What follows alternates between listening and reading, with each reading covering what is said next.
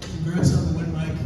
There clearly is a lot of speculation as to what you're going to do next.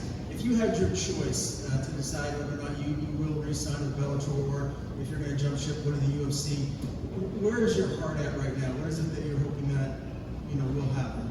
Don't talk about my heart right now, man.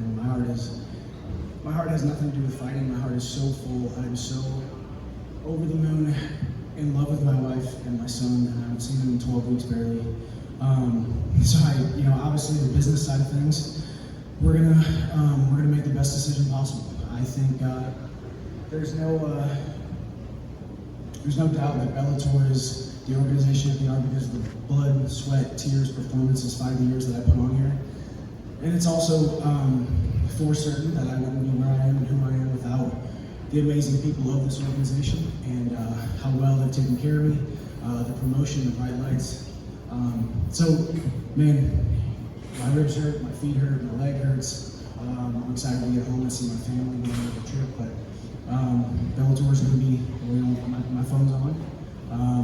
We have an exclusive negotiating period, like every contract, and then, man, after finishing a guy like Benson Henderson who hasn't been finished since, 2006 or whatever it was.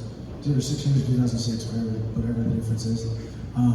The guy doesn't get finished. And I finished him with a switch to southpaw, knocking out with my left hand. So just turned 34 years old. I feel like the best striker I've ever been. I was just getting settled into that fight. Henry Hooft has my hands and feet, deadly weapons, wrestling and grappling, Tommy and Greg Jones, man. I feel on top of the world, and we'll see what happens next. Yeah, you just said you feel like you're the best striker you've ever been. Another guy that is a very elite striker, and you said it before, everyone knows is the money fight, is Conor McGregor.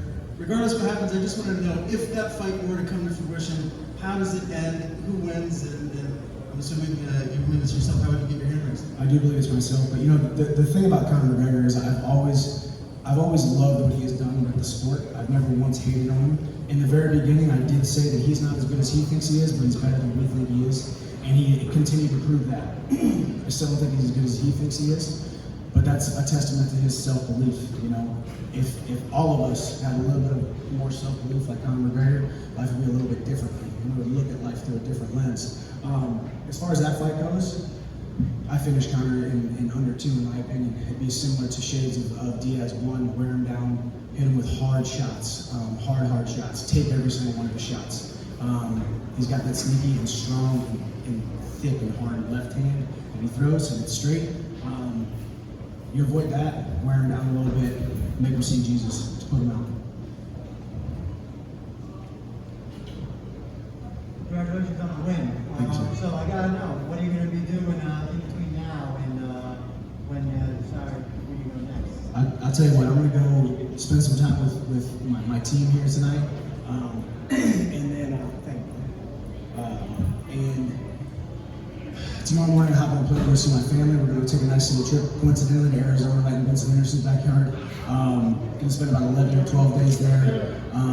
Just love my family. Business, I love the sport of mixed martial arts. I love this fight business. I love what I get to do inside the cage. The opportunities it's afforded me outside of the cage, but nothing's more important to me than my wife and my son. But man, the future is bright. The phone is open, and it's going to be a very interesting next couple weeks. As I said on the mic out there, every single lightweight is on notice right now. Every single lightweight in the top 10 is on the clock. I am a force to be reckoned with. I'm a guy who's been around this sport on the outside looking in, seeing and watching and scheming and plotting and planning his next big move. Maybe it happens, maybe it doesn't. We'll see what happens. And how much longer do you see yourself actually fighting? And after that, do you want to become coach, commentator, judge, or? We'll see. If you would ask me a couple years ago, my answer would have been different. But I'll tell you what, right now, I feel the best I've ever been. I mean, you don't go out there and finish a hard-nosed guy like Benson Henderson in the first round without feeling pretty darn good about yourself. I had a phenomenal 12-week training camp, and I trained 4 weeks before that, put in over 100 miles during quarantine, then went down to Florida, beat myself up for 12 straight weeks, no injuries, no setbacks, never got tired, never got down on myself. I'm the best, most dangerous happy, healthiest, and hardest to kill I've ever been in my entire life. So as far as fighting, man, I can do this in another 5-7 years, I think. I've taken really great care of myself. I'm one of the smartest guys inside and outside of training sessions. Nutrition is on point, food is on point, taking care of myself like a professional athlete, not like a Neanderthal, like a lot of these guys. So I just feel great. I think I got another 5 to 7 years in me. And you showed the fans a lot tonight. You showed other promotions, Bellator, going into this negotiation process. You showed them a lot. But did you kind of prove something to yourself in a way too, that you could go out there, like you said, do something that hasn't been done in 6 years, and maybe feel and be the best that you can? Absolutely. As I said before, Benson Henderson is a champion inside the sport. Doesn't matter if it was 5 years ago or it's 5 years from now if he's still fighting. That man is a champion inside and outside the cage. With that being said, yeah, I downplayed it with all of you guys when you asked me. Man, there's a lot of pressure on you. Hey, this is the last 5-year deal. Hey, you're taking a chance on yourself. You're taking a bet on yourself. But man, I wouldn't be the man that I am today without taking a chance on myself. And when every single person back in Jefferson County, Missouri said, why in the heck are you going to go walk onto that Division I wrestling team? You're going to be a punching bag for 5 years. You're going to be a workout dummy. You're never going to make it. You're going to ride the bench. You're never going to wear that black and gold singlet. Within 1 year, I was wearing the black and gold singlet. Within 3 years after that, I was an All-American, team captain in 2 or 3 years. Every young kid out there right now, take a chance on yourself. Believe that you were designed and created and engineered for more success than you ever could think of in your wildest dreams. And that's what we did here tonight. That doesn't mean anything as a knock on Bellator. I love this organization. I love what they've done for me. I love every single heartbeat. Stu, I see Stu over here. Me and Stu have been at this thing for 10 years, man. And it's a really humbling feeling to now see where we're at and what the future may hold. I love the people here. They have impacted me in ways that they will never know. So we'll see what happens next. You talk about your love for Bellator, and clearly you're emotional when you're in the cage talking about your relationship with them and how you guys have built together. But if you were to stay here, what else do you feel like you would be able to accomplish here that you already haven't done? How would you talk yourself?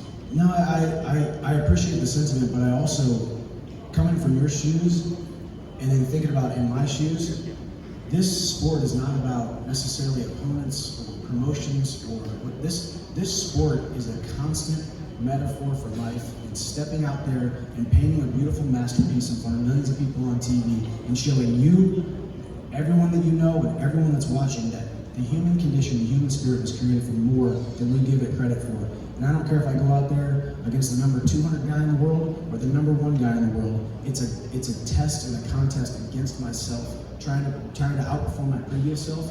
And I did that tonight. I went out and finished Sydney Outlaw last fight and in dominant fashion in front of 30,000 people in Japan. This time finishing a legend in the first round like Benson Henderson with a devastating knockout. I need to go back and watch it. I'm excited to see it. But man, the sky is the limit, and you and everybody here was created for so much more. So it's not about staying with the promotion and what's next. And of course, there's that Patricio fight next. Listen, the Pitbull brothers dislike me a lot.